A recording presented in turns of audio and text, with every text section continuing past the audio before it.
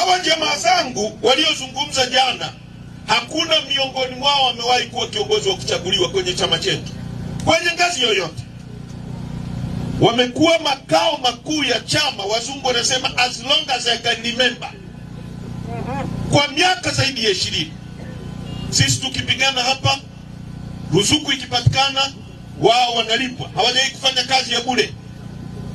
Mwenyekiti wenu wa jimbo anafanya kazi ya kujitolea, katibu wa jimbo anafanya kazi ya kujitolea, mwenyekiti wa mkoa, viongozi wote wanafanya kazi ya kujitolea, lakini wao wakiwa makao makuu hawajawahi kufanya kazi ya bure. Umeingia uongozi mpya, umechagua viongozi wengine, kwa sababu chama hiki ni kikubwa.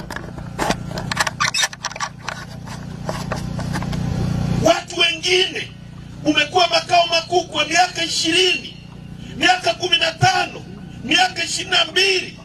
Tumeteua watu wengine. Anapoingia mtu, hata anapoingia rais, anaandaa baraza lake la mawaziri, anaweka jingine. Lissu ameingia, ameunda baraza lake la mawaziri jipya. Imekuwa nongwa.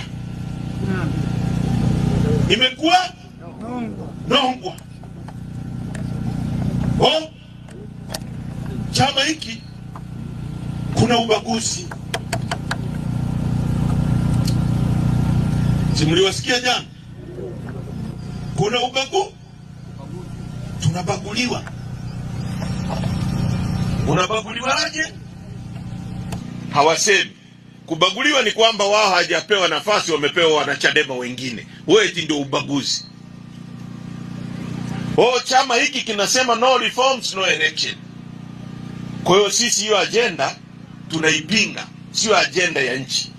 Nani miongoni mwenu hapa Nkwenda ambaye anasema leo tukienda kwenye uchaguzi jinsi ulivyo mnaweza kupata mbunge au diwani? Nani miongoni mwenu anasema hivi?